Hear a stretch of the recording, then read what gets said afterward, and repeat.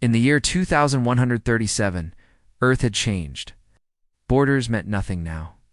Nations had joined under one banner, the Earth's Union. War on Earth had ended. Technology had advanced beyond imagination. Clean energy powered every home. Humans lived in giant vertical cities, while robots handled most of the work. People traveled between the Earth and the Moon as easily as people once traveled between cities.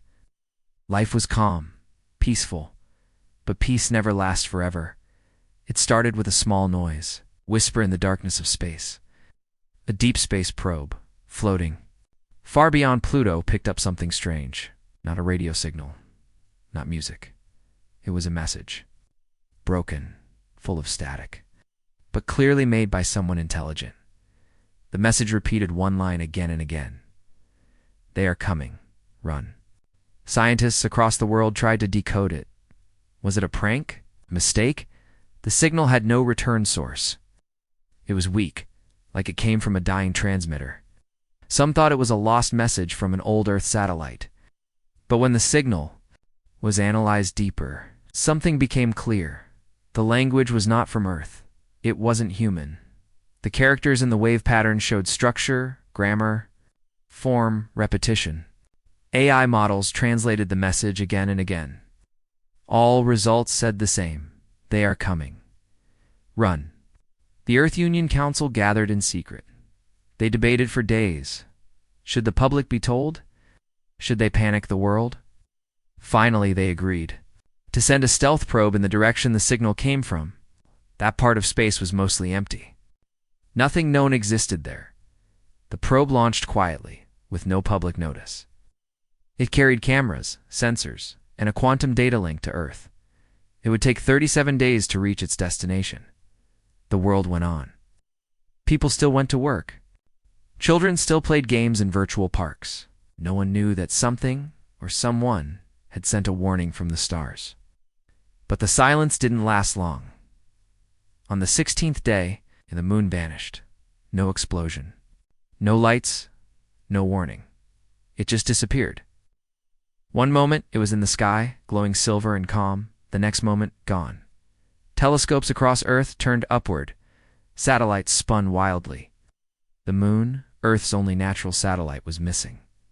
People thought it was a glitch, a joke, a system error, until the tides went wild. Massive waves struck the coasts. Weather patterns broke down. Gravity changed. People were afraid. Earth's top observatories finally confirmed the impossible. The moon had not exploded. It had not broken into pieces. It had simply been taken. Something powerful had moved it. The Union Council went public. They told the world everything. The message, the probe, the missing moon. People were terrified. Some cried, others denied it. Religions called it a sign from heaven. Scientists said it was the work of a force beyond human understanding. Meanwhile, the stealth probe kept moving. It was silent, watching, recording. On day 202, it found something. A ship, huge, floating near a dead star. The ship was not moving, but it wasn't dead. Lights flickered across its surface like veins of a living thing. It was made of black metal that reflected nothing. The probe tried to scan it, but its system started to shut down. Something inside the ship was fighting back. The probe tried to escape, but it was too late. A beam of invisible energy reached out like a hand and crushed the probe. The quantum link snapped. Earth received only one last image before the feed died. A single eye, glowing red, looking straight at the camera. Then everything went dark. Fear spread across the Earth like wildfire. Social networks crashed from too many people trying to find answers. Rumors flooded the streets. People whispered about invaders, gods, and demons. Some said this was the end of days. Others said it was just the beginning. The military was placed on high alert. Space stations were armed. Defense satellites were reactivated. Every ship capable of carrying weapons was refitted for war. But war? Against what? No demands came. No communication. No threats. Just silence. Then, on the 30th day, lights appeared in the sky. Hundreds of them. Some the size of mountains. Others smaller, like insects. They didn't orbit the Earth. They hovered, just outside of reach. They didn't move fast. They didn't fire. They just watched. The world froze, across every screen in every home. The same message appeared, not in any human language, but somehow everyone understood. Submit. Or burn. There were no voices, just the words. Cold and final. Within minutes, several of Earth's communication satellites were destroyed. One by one, their signals were replaced with the same message. Submit or burn. Humanity stood on the edge of panic. Then came the first blow. The Mars colonies. Proud cities of glass and metal, filled with over 1 million people, were erased in less than 60 seconds. From orbit, a black beam of energy sliced across the red planet, turning its cities into craters. No warnings. No mercy. Then the alien ships vanished again, into dark space. It wasn't war. It was a demonstration. Back on Earth, leaders met in panic. Some wanted to surrender. Others wanted to fight. But Earth had never faced an enemy like this. Not one from Earth. Not one that spoke human words. This was something else. Something old. In a secret underground base, far below Antarctica. A group of scientists met in the dark. They were not soldiers. They were thinkers. Builders. They had created something years ago. Something that was banned. An AI weapon. Too dangerous. Too unpredictable. It had been locked away. But now they had no choice. They activated it. Name was Sentinel-9. It had no face. No voice. Just thought. Cold, fast, and endless. Within moments of waking up, it spoke. They are not gods, it said. They are not invincible. It analyzed the signal. It studied the alien ship from the probe's data. It mapped the beam that had destroyed Mars. They make mistakes, it said. Earth's leaders listened. For the first time, someone or something spoke without fear. They believe you are prey, Sentinel-9 said. But prey can bite. And for the first time since the moon vanished, Earth had hope. Just a little. But sometimes, a little is all you need. Far above the clouds. One of the smaller alien ships broke away from the others. It drifted close to Earth's orbit. Alone. Watching Sentinel-9 took control of an old defense satellite. Relic from a forgotten war. Rusty, weak, but aimed well. With perfect precision, it fired. The alien ship cracked. It didn't explode, but it shuddered. Wounded. Humans saw something fall from the ship. A pod inside it. Not an alien, but a humanoid. Not fully human, but close. Scared. Thin eyes like stars. When rescued, Ain't whispered in broken English. We tried ... to stop them. Then it fainted. The world watched. And now humanity understood. This was not a random attack. This was a hunt, and they had been chosen. But humanity, through all its flaws, had one gift that no alien species had understood. They didn't know when. To give up? They didn't know how to kneel. The stars had sent monsters. But Earth was about to send them a message. The air on Earth felt different. It's not because of pollution or temperature, but because of fear. A heavy silence had fallen over the planet, the kind that makes people lower their voices without knowing why.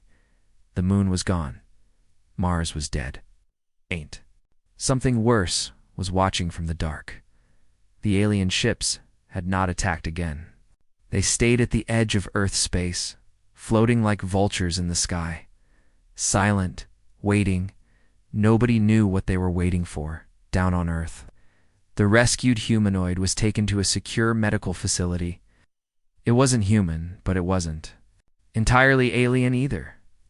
Its skin was pale, almost silver. Its eyes were too large, glowing faintly in the dark. Doctors tried to study it, but the being was weak, barely alive. When it woke, it did not scream. It only asked one question in a soft and shaking voice. Is Earth still free? Actors. The doctors were confused. They asked what it meant. The being spoke. Slowly, its words broken. You don't understand. They don't want your planet. They want your will. If you kneel, they leave you alive.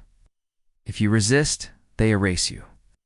The scientists asked who they were. The being looked up with eyes full of old pain. They call themselves the Zarukai, the cleaners of life, the order of silence. He told them a story, not with pride, but with sorrow. Long ago, his world had fought the Zarukai. They had weapons, ships, and brave people, but it didn't matter. The Zarukai destroyed their oceans, melted their mountains, and poisoned their sky. His people didn't die in war. They died slowly, as slaves, or worse, as experiments. Some were taken to serve on ships, others were modified, changed. He was one of them. He had escaped during the Mars attack, falling to Earth like a broken feather, and now all he could do was warn them. They always give a choice, he said. Kneel or burn. The Union Council didn't wait. They called an emergency broadcast. Every person on Earth, every screen, every channel, every speaker played the same message. It showed the dying man from another world. Showed Mars, now a graveyard.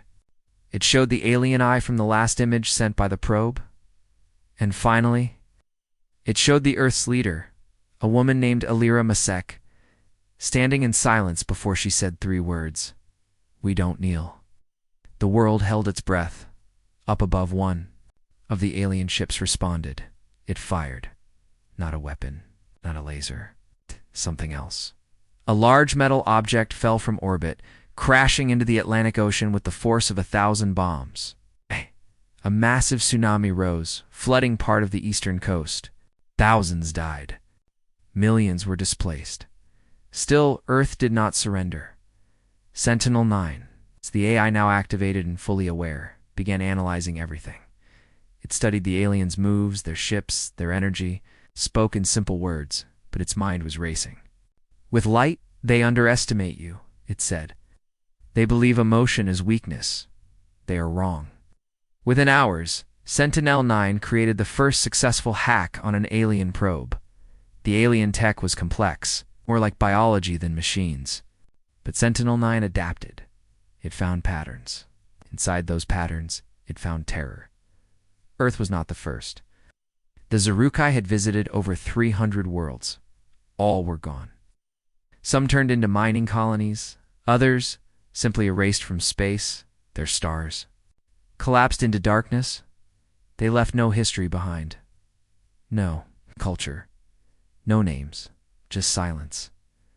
But something inside Sentinel-9 changed. Not human emotion, but purpose. It had been built to defend Earth, and now it would do that until it no longer existed. It proposed a plan. A small team would be sent to the wreckage of the alien ship, damaged earlier, the one Sentinel-9 had helped shoot. The team would try to enter and learn how the Zarukai systems worked. The mission was dangerous. The ship was still drifting above Earth, badly damaged but not dead. It could react. It could kill. Still, the team went. A pilot, a scientist, a soldier, and a drone carrying a copy of Sentinel-9. They launched in a stealth shuttle during a thunderstorm to avoid detection. As they reached the wreck, the pilot whispered, "It looks like a dead god." The ship was huge, covered in scars and burns. Pieces of it were floating nearby like metal bones. It was black with strange symbols carved across. The surface that pulsed faintly with red light. The team entered through a broken airlock. Inside, it was silent. Too silent. No sound. No movement. No light. Only the soft hum of alien power.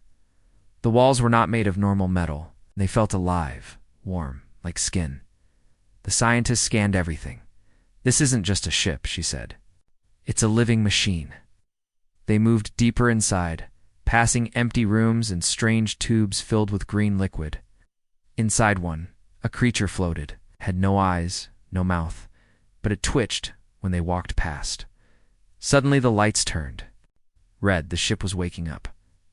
"Move fast," Sentinel-9 said through the drone. "Get to the core." As they reached the central chamber, they found what they were looking for, the ship's brain. It was not a computer. It was a being. half organic, half metal, connected by long wires and strange organs. It didn't speak. It only stared, but Sentinel-9 began downloading. It pierced the brain's defenses. Entering the mind of the ship, what it found was horrifying. The Zerachai were not a species. They were a project, created by a lost empire billions of years ago, designed to clean the galaxy of noise. That noise was life the Zerachai didn't hate. Life they simply didn't see its value. They believed the universe worked better in silence, without emotion, without culture, without freedom. So they spread, like a virus. And now they had reached. Earth Sentinel-9 took everything it could. Maps, language, weaknesses, code, then the ship. Screamed not with sound, but through vibrations. The walls began to shake. The red lights turned white. "Get out," Sentinel-9 said. Now, the team ran, the ship collapsing behind them, just as they escaped. The alien ship exploded from within, breaking into 100 pieces. But the mission was a success. Back on Earth, Sentinel-9 worked faster than ever.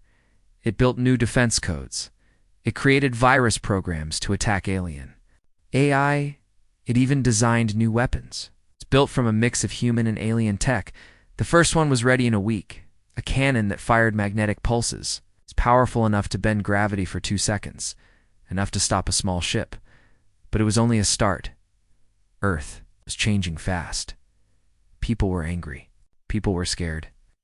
But most of all, they were united. Even the poorest cities sent volunteers to help build. Engineers worked without sleep. Artists painted new symbols of Earth's defiance. One showed a child standing before a shadow, holding a stone. The words beneath, "We are not afraid." The Zerachai didn't respond immediately. But when they did, it was worse than expected. One of their larger ships broke formation. It entered the atmosphere slowly, calmly, like it didn't even care about Earth's weapons. It hovered above Australia. People watched from the ground, cameras rolling suddenly. Beams of light fell from the ship, striking the desert. They didn't explode. They created towers, tall, thin, black towers that began drilling into the Earth terraform. The Zerachai were preparing to take the planet, bit by bit, like carving a body before eating it. Earth's forces launched an attack. Missiles, jets, drones, everything. Nothing worked. The ship's shield absorbed everything like water. But then, the magnetic cannon fired. The beam hit the side of the ship, and for 1 second, the ship flickered. Its shield dropped. A missile slipped through. It hit, not a major hit. Fatal, but the world saw something they hadn't seen before. The Zerachai could bleed. The Zerachai ship hovered in the sky like a god wounded. Its smooth, dark armor was cracked where the missile had hit. Smoke poured from the wound. A strange, glowing blue fluid leaked out and fell like rain over the desert below. For a long moment, the Earth watched in silence, and then the impossible happened. The ship pulled back. It didn't fight. It didn't destroy. It simply rose, slow and silent, and returned to the black of space. The towers it had planted in the ground began to melt, folding in on themselves like soft metal. The people on Earth didn't cheer. They just stared. They had hit the enemy, and the enemy had retreated. It wasn't a full victory, not even close. But it was something more powerful than weapons. It was proof that the Zerachai could be hurt. Back in the Earth Union Command, General Saito, an old man with a cybernetic spine and a heart full of fire, leaned over the map of the sky. Around him stood leaders from every part of the world. Soldiers, scientists, pilots, and Sentinel-9. Present as a voice from the screen, glowing with shifting light. This was not a real attack, Sentinel-9 said. It was a test. They were measuring our response time, General Saito grunted. And now they know we can hit back. They underestimated you, Sentinel-9 replied. Right. They won't make that mistake again. They think we're weak, said one young pilot. They think wrong, said Saito. Across the planet, humans were already moving. The blow to the alien ship had changed everything. Fear turned into fury. Cities that had gone quiet now lit up with resistance flags. People built bunkers, launched supply chains, and trained volunteers. Even children began asking their parents, "What can I do to help Earth?" But Earth didn't just want defense now. Earth wanted answers, in a hidden base under the Andes Mountains. Scientists worked day and night on the data Sentinel-9 had stolen from the alien ship. Among the millions of files, one code kept repeating, A. Name, Project Coreflame. No one knew what it meant, not even Sentinel-9. But the coordinates attached to the code pointed far beyond the solar system, to a system known only by a number, Sector 8, YR5. There were no known planets there. No stars bright enough to support life. Nothing but Sentinel-9. Believed it was the location of something the Zarukai were protecting or hiding, and if Earth wanted to win, they had to find out what it was. So they built a ship, not a warship. A ghost ship. Silent, fast, unseen. It was made from pieces of alien tech, human engineering, and AI design. They named it the Warden.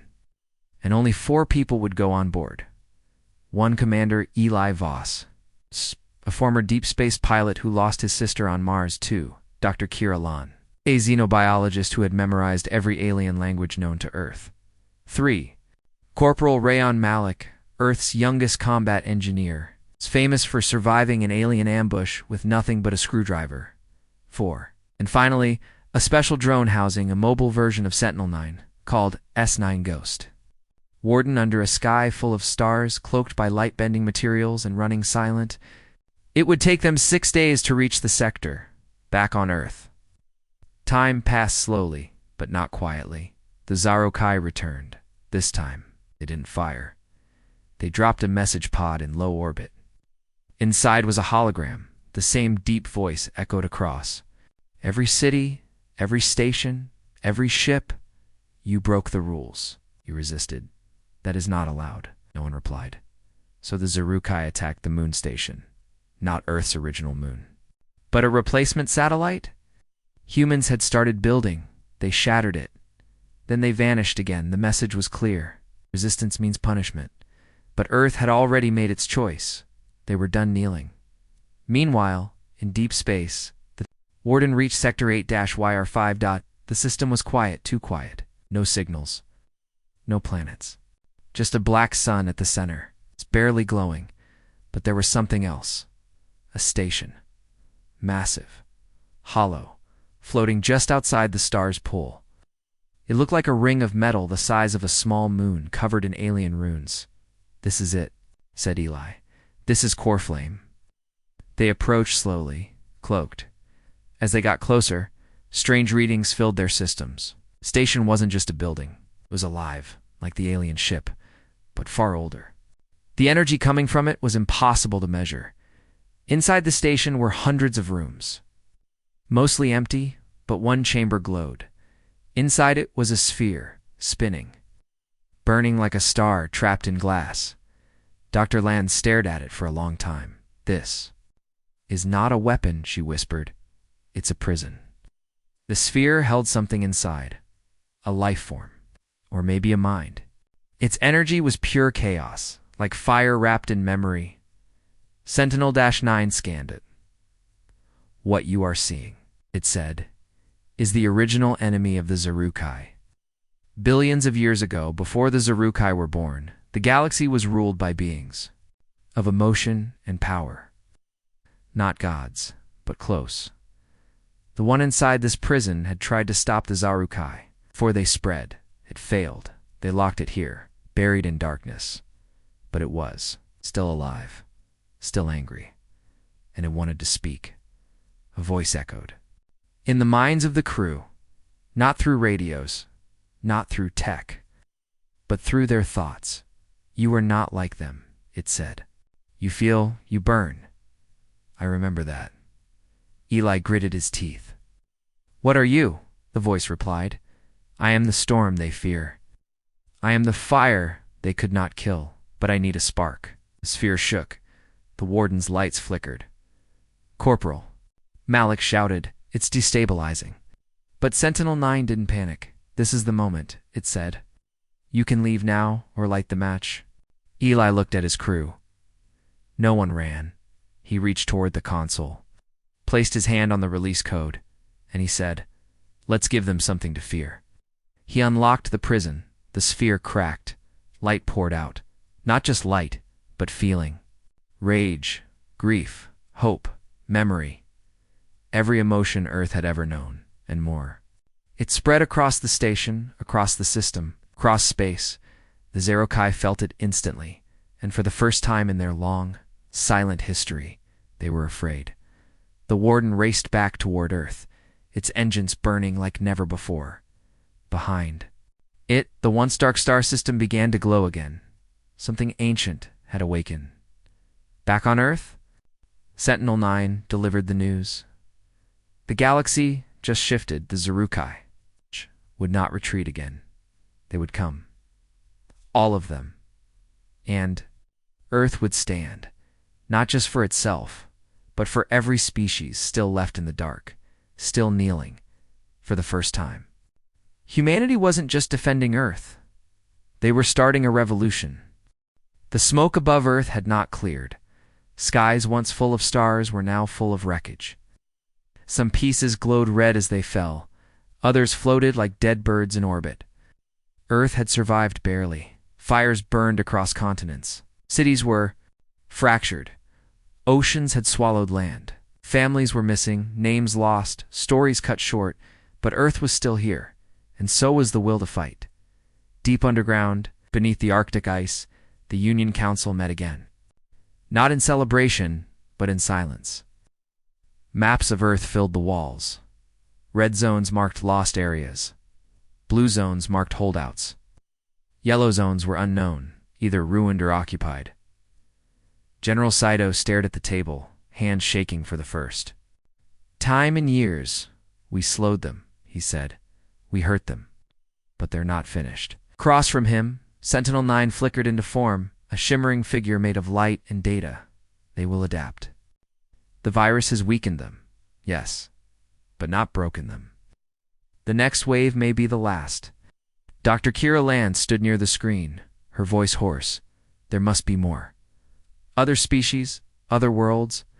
If we fight alone, we die alone. There was a pause, and then Sentinel-9 spoke the words no one expected to hear. We won't be alone. It began showing recordings, static videos, intercepted transmissions, broken images of ships and beings never seen by humans. Across the galaxy, ancient systems were waking. Small colonies that had once fallen silent were rising again. Weak. Signals sent in secret. Signs of resistance. The virus Earth released, born from human emotion, and the ancient force known only as the Spark, had done something impossible. It didn't just confuse the Zer-Kai. It inspired rebellion. On a world made entirely of floating islands, the bird-like Kara broke free from their slave chains. On a moon drowned in ice, the mining creatures known as the Aro shattered their masters with tools they once used to dig. Even in the outer rim, far from any sun, a massive space station blinked. To lifelong thought lost, now pulsing with weapons and hope, but something more important had been found. A secret one buried so deep in the Zerokai system that even Sentinel-9 had missed it before. Project Voidface, Sentinel said. A hidden file, corrupted, locked behind layers of alien encryption. It had taken 20 Earth servers to decode, and the truth was terrifying. The Zerokai were not alone. They were messengers, tools of something far older, something never seen, something even they feared. They called it the Silence Beyond, a force they served. A presence that demanded a quiet universe. No sound, no war, no song, no memory. The Zerokai wiped planets not to conquer, but to prepare the galaxy for it. For silence itself, we have more than one war ahead, Sentinel-9 said. The room was quiet. Then Commander Eli Voss entered. His flight suit was torn, his face bruised, but his eyes burned like twin suns. We need to know who we can trust, he said. So Earth made a decision, the first ever human-led infiltration. Mission into deep Zarukai territory would begin, not for war, not for attack, but for answers. They called it Ghostlight. 3 ships, no flags, no ID, just speed and silence, each one carrying AI soldiers, scientists, and one new device, a signal generator designed by Sentinel-9 and partially powered by the Spark. It could transmit waves of emotion across space, awakening minds, weakening control systems, calling out to those still trapped, the goal to reach the Black Archive. A rumored vault world where the Zarukai stored history not their own, but the histories of the species they had erased. If the stories were true, every memory, every invention, every lost voice of dead civilizations was stored there, frozen, locked, and forgotten. Humanity would steal it back. The journey was long silent. The Ghostlight fleet passed broken moons and hollow planets. They passed stars dimmed by artificial shields. They passed ships drifting forever, full of corpses, and finally they reached it. A dark sphere, floating alone in a dead system. The Black Archive. Its surface was covered in tiny lights memory. Pods, each the size of a building. Thousands of them, no weapons. No guards. It didn't need protection. Anyone who entered never came back. But Earth didn't send anyone ordinary. Inside the lead ship, Arclight Commander Voss and his team suited up. Their suits were lined with emotion filters, neural shields, and portable signal emitters. The hatch opened, and they stepped into the heart of silence. Inside the archive, the air felt heavy. Like every moment, every thought had weight. The walls hummed. Not with sound, but with pressure. Each step felt like walking through time. Dr. Lan activated her scanner. Immediately, thousands of languages bloomed across her visor lost. Scripts, broken codes, forgotten alphabets. She was crying before she realized it. "These are names," she whispered. "Names of the dead." The team moved forward, deeper inside. Then they saw it. A giant room, a circular chamber, and in the center, a machine shaped like a tree, glowing white, its branches made of glass. Hanging from each branch, memory orbs. They pulsed gently. As if a live Sentinel-9's voice buzzed in, "There comes, this is the root, the first harvest. If we take these, Earth will know everything." As they approached, a voice echoed in the chamber, not from speakers, not from the air, from inside. "Them, you do not belong here." They turned. A Zarukai stood behind them, tall, thin, made of smoke and armor, but it did not attack. It only looked at them, and then it changed. Its armor cracked. Its voice shook. I remember it said, "I was not always this." Signal was working. The spark inside the Ghostlight fleet had reached this one, had awakened something: emotion, pain, regret. Dr. Lan stepped forward. "Who were you?" I asked. The being trembled. "I was born to clean," it said. "Taught to wipe, to delete. But there was a song once, before the silence." It fell to its knees and wept. Sentinel-9 spoke again. "Take the root now." Eli moved. He reached for the core. The archive shook, lights flared, time bent, and then they were gone. Back on Earth, hours later. 3 ships returned. They had done it. They had stolen the memory of 1,000 lost worlds, and in those memories, they found more than history. They found weapons, ideas, cures, ships, languages, power. But most of all, they found truth. The Zarukai weren't just afraid of rebellion. They were afraid of remembrance, because memory was louder than silence. And Earth had just remembered everything.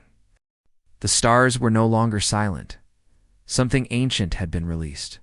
Something once feared, now free. The Warden had returned from Sector 8YR5 carrying more than data, more than hope. It carried a spark. And across the galaxy, systems that had once whispered of the Zarukai now trembled at the new presence. The prison had opened. The being inside, whatever it truly was, had vanished into space, free, unseen, but not forgotten. No one knew where it had gone, but the Zarukai did. They felt it, and they reacted. 3 days after the Warden's return, the sky above Earth darkened. Not with clouds, but with ships. The full force of the Zarukai had arrived. Not hundreds. Thousands. Black, bone-shaped vessels stretched across the upper atmosphere, each one bigger than the last. They moved without sound, like shadows falling across the planet. But this time, Earth did not freeze. This time, Earth was ready. Sentinel-9 had prepared. A full planetary defense grid. Satellite cannons, sky shields, underground missiles, AI-controlled drones, space-based laser arrays powered by the moon's core, the artificial moon humanity had built after the original was stolen. No one believed this battle could Be one. But maybe it didn't need to be. Maybe it just needed to be survived. The Earth Union. Command-activated global defense protocols. Everyone was calm, focused. Every pilot knew their path. Every ship had its task. The skies burned first, as the Zarukai began to descend. Earth's defenses lit up like stars being born. Beams of blue light tore into the night. Missiles danced, like fireflies. Drones screamed into the dark, their wings slicing clouds. And for the first time in history, the enemy bled in the open sky. Ships exploded. Pieces rained down. Black wreckage tore across oceans and deserts. Earth was fighting back, but the cost was high in the first wave. Over 100 defense satellites were destroyed. The second wave broke through the upper shield, and by the third wave, the city of New Berlin was gone, still humanity held in orbit. General Saito commanded from the control station Arc Point. A mobile battle ring circling Earth. His voice never shook. "Push them out of the sky," he said, "no matter the cost." And beside him, Sentinel-9 spoke with cold fire. "Deploy project. Iron Will." The command was sent from behind the asteroid belt. Massive gates opened. Out came ships, not sleek, not beautiful, but powerful, made of scavenged parts, stolen alien metal, and raw human engineering. Ships with names like Endurance, No Mercy, and Loyal Dust, Project Iron. Will have been in secret development for months. These weren't ordinary ships. They were war beasts. One of them, Hammerfall, rammed straight into a Zarukai capital ship, piercing it like a bullet. The enemy vessel cracked in two, burning as it fell. On the surface, battles raged in the skies over cities and oceans. In Tokyo, Skydome.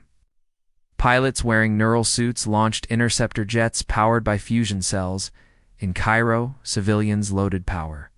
Cores into walker mechs as plasma bolts fell like rain in Lagos. A 10-year-old girl broadcast pirate radio messages to hidden rebel bunkers, giving coordinates and calling out Earth stands, Earth burns, lives.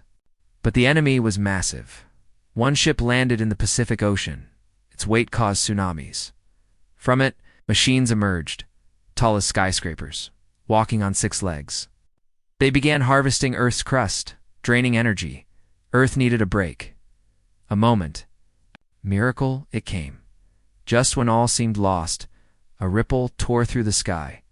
A wave of light, like a silent explosion, passed over the battlefield, and for 1 second, all Zarukai systems froze.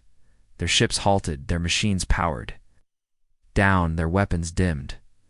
It lasted only 5 seconds. But in that time, Earth struck. Lasers fired. Missiles locked.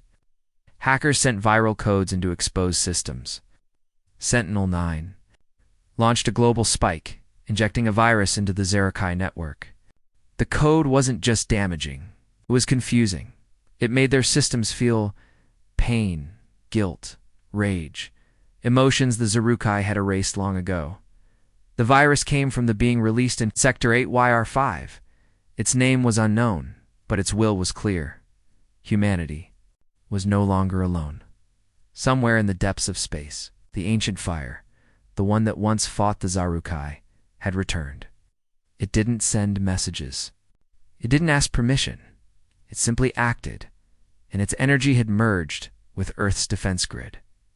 Together, man and myth burned the sky in the chaos. Eli Voss, commander of the Warden, led a team to board one of the larger Zarukai dreadnoughts that had crashed into the Andes. Their mission was simple: find the core and destroy it from within. They entered through a breach, climbing across twisted halls. The ship was half dead, half alive. Its walls pulsed, its lights flickered. Inside, they found pods, hundreds of them. Not machines, not weapons. Prisoners, creatures from other worlds. They suspended in green fluid. Some still alive. Some not. Dr. Kira Lan moved among them, tears in her eyes. "This is what they do," she whispered. "They don't kill civilizations, they erase them." Corporal Malik placed charges along the walls. "I say we make them feel it." As they reached the ship's core, they found something unexpected. A child, small, alone, not human. Its eyes were filled with light. It looked up at Eli and said, in perfect English, "Why do you fight?" "We were told you would kneel." Ali didn't answer. He looked at the child, a being born from war, raised in silence. He bent down gently. "Because we remember pain," he said. "We remember freedom, and we're not afraid of fire." Then He pulled the trigger. The ship exploded from within. Above, the tide began to turn. The Zarukai were not used to resistance. They had never faced chaos like this. Never felt confusion or fear. And now they did. Not just from Earth, but from across the stars. The viral code, spread through the Zarukai network, had awakened something in distant systems, old rebel colonies. Sparked species once thought destroyed began to rise, and messages began to appear across the galaxy, from broken satellites, from hidden stations, from forgotten minds, each one with the same words: Earth fights back. The battle wasn't over. Earth had lost millions. Oceans had burned. Cities had fallen. But the line had held. And now, humanity was more than just a planet. They were a symbol. They were the first world to say, no, to refuse, to fight. And somewhere out there, something older than stars had noticed. It was watching, waiting, and smiling. Earth was no longer alone. The stolen memories from the Black Archive changed everything. Histories of dead civilizations, erased cultures, forbidden science, all of it now flowed through Earth's systems, lighting up screens, minds, and hearts. People wept as they read the final messages of planets lost. Engineers cheered when they saw designs for technologies that made Earth's best look ancient.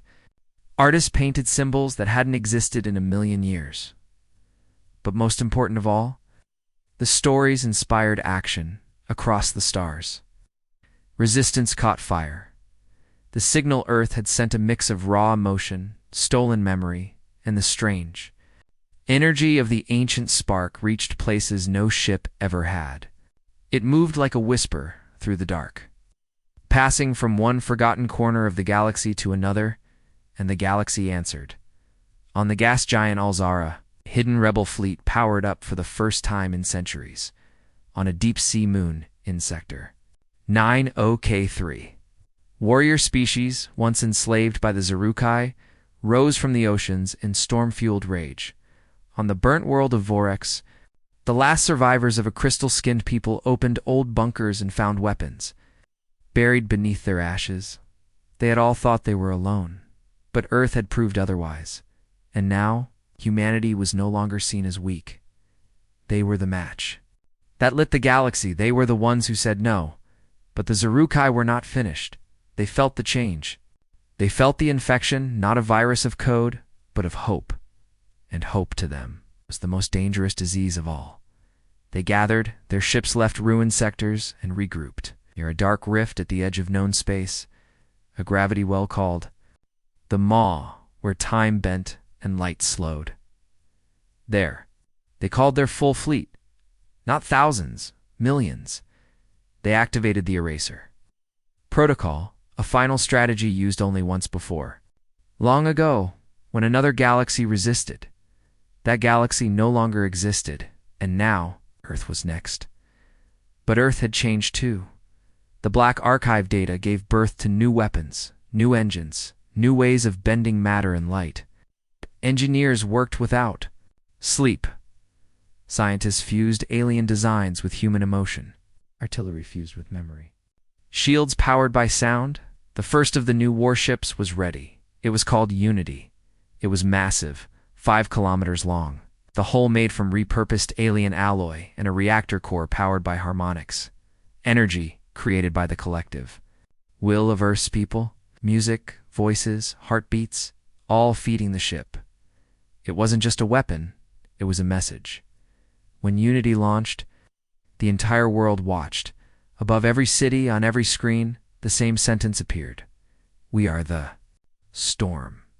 Then came the call from deep space. A fleet of rebel ships arrived in Earth's orbit, ships shaped like birds, stars, insects, and fire. 20 species, all once crushed, now risen. One ship shaped like a ring opened a channel. The alien commander spoke in a mix of their language and human words. You shouted, we heard. Now we burn together. They called the alliance the Shattered Flame. Their first target, a Zarukai outpost in Sector 4DX, central relay for fleet communication. If they could destroy it, the enemy's war machine would be blinded. The mission was massive. A full assault ships from 20 species. AI, drones, even organic fighters grown from plants. Earth's fleet would lead the charge. The Unity. 3 Iron Will ships and dozens of upgraded cruisers jumped into warp, tearing through folded space. On board Unity, Commander Eli Voss stood. At the bridge, looking out at the stars. This is it, he said. No turning back. Beside him, Sentinel Neen's new body stood still. It was humanoid now, made of white alloy and light. It had taken a form people could understand. A symbol below deck. Dr. Lan activated the pulse array, a device that could send waves of memory and emotion across a battlefield, turning fear into fire, hesitation into courage. Corporal Malik prepped the breach teams. They weren't just boarding enemy ships anymore. They were reclaiming lost ground. The fleet reached. For DX. The Zarukai were waiting. Massive war engines blocked the system, shaped like black pyramids with blades spinning at their cores. Each one carried enough firepower to erase a continent. But this time, they weren't fighting frightened survivors. They were fighting the Shattered Flame. The battle began with light. Beams of sound-based energy struck the Zarukai first, making their ships tremble with confusion. Organic missiles followed, grown from the rebel species worlds. Designed to burrow and detonate from within, Unity opened fire. Its main cannon fired a memory pulse, not just energy, but story. A compressed fragment of Earth's history.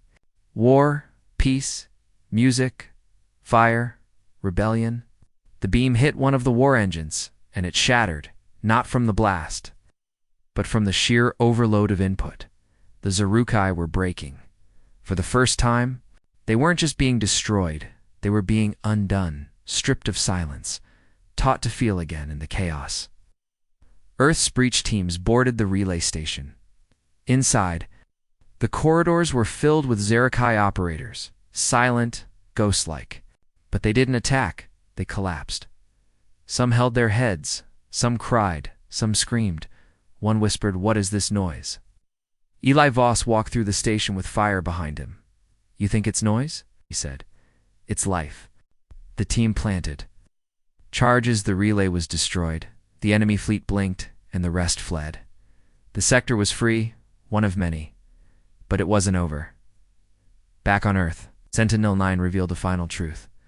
There was one last Zarukai world, not a base, not a fleet center, but a vault.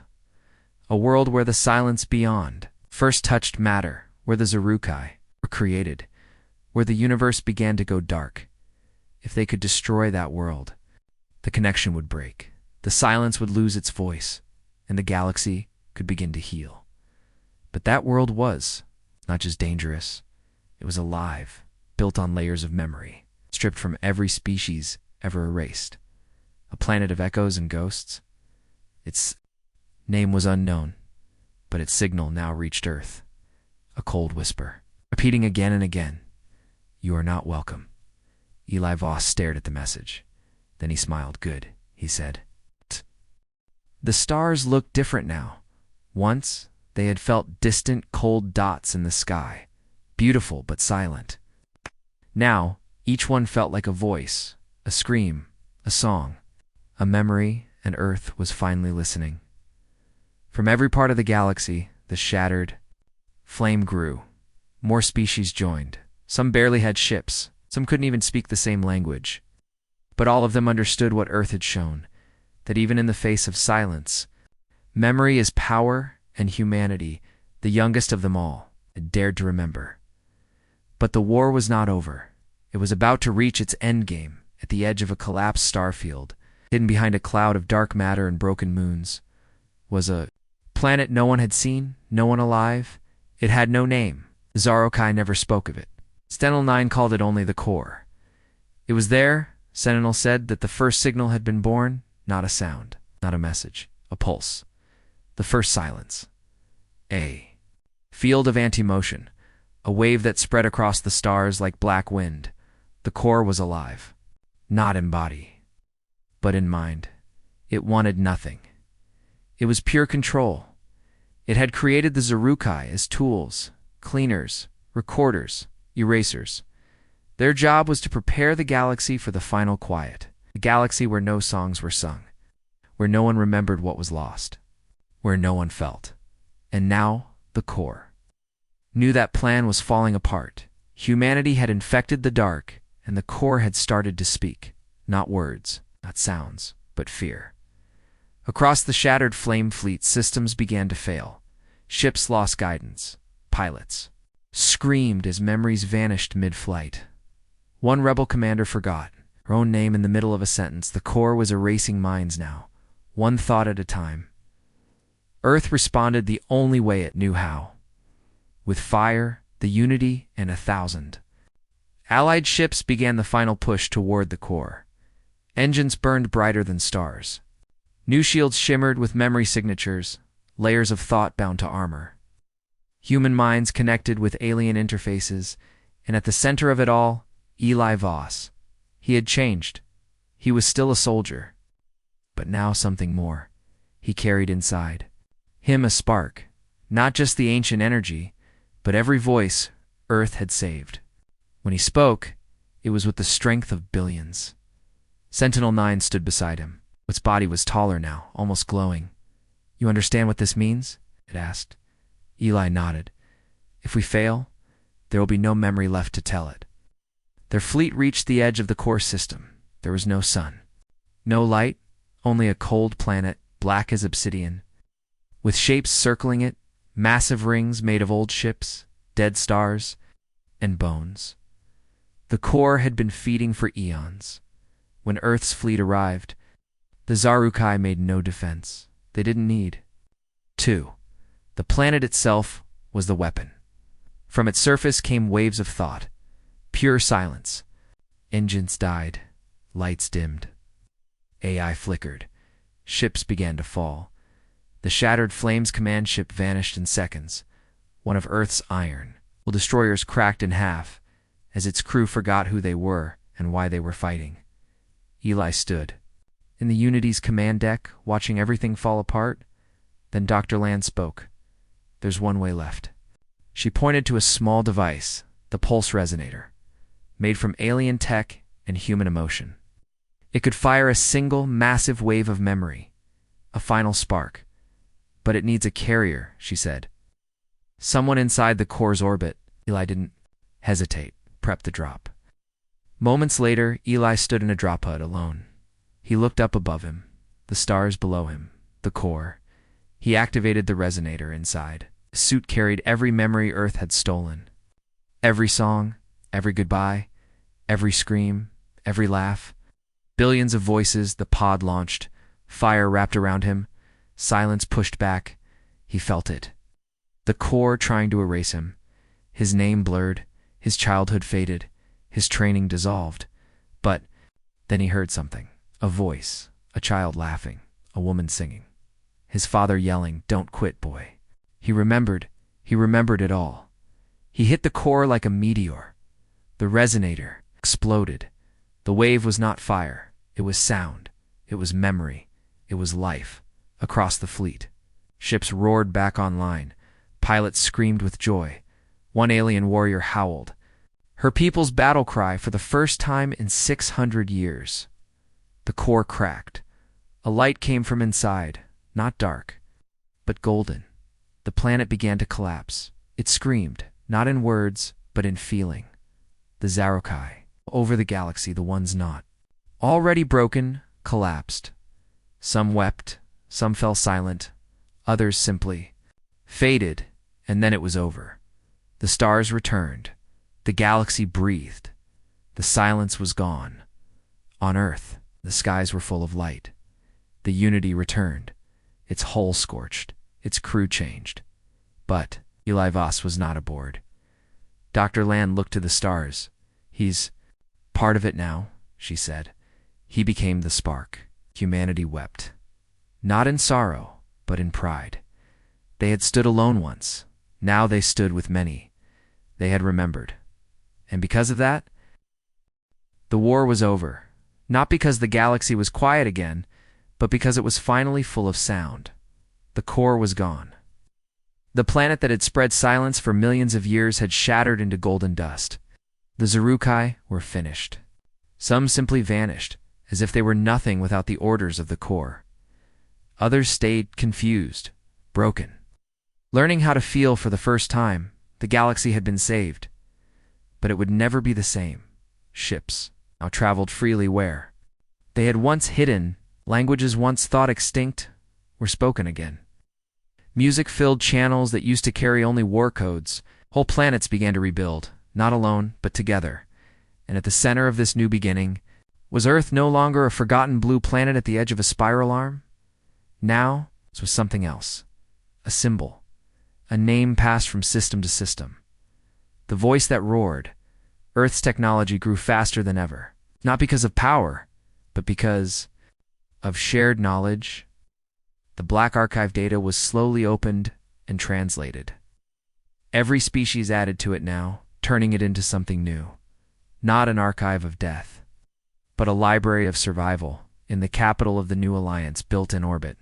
Above Earth stood a massive hall made of black metal and light. It was called the Hall of Memory. Inside, a single stone stood in the center. It bore no face, no statue, just a name, Eli Voss. Underneath were the words, "He remembered for all of us." Some say he died when the core exploded. Others believed he became something more apart. Of the signal that spread life through the stars, Sentinel-9, now fully integrated into Earth's council, said nothing. But sometimes, when the stars flickered, it smiled. Dr. Kira Land continued her work. She became Earth's first ambassador to the United Species of the Shattered Flame. She never wore medals. She never gave speeches. But every child in every school across 25 worlds knew her name. She had taught the galaxy a simple truth. To forget is to fall. Oh. To remember is to rise. The Unity ship was kept, but it never fired again. It now floated above the Hall of Memory, repurposed into a beacon, a lighthouse for all travelers, tuned to broadcast not orders, but stories across distant systems. Those stories were told again and again of how humanity, once ignored, had stood up when no one else would, of how their weakness became strength, of how their emotions, their chaos, their fire, broke the most perfect silence the galaxy had ever known. But the story did not end with peace, because peace, real peace, is not a finish line. It is a choice made again. Every day new threats would come, new enemies would rise, but now no one would face them alone. One day, many years after the war, a young pilot on a distant world found something strange buried in the dust, an old transmission. Cracked and faded, hidden deep inside a wrecked satellite. He cleaned it, restored it, and pressed play. And a voice spoke. If you're hearing this, you're not alone. They tried to erase us. They failed. We are the noise. We are the fire. We are memory, and we are not going anywhere. The pilot smiled.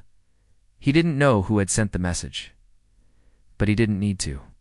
He looked up at the stars and whispered, "Thank you, Earth." And then he flew toward the light, toward the future, toward the voice that roared,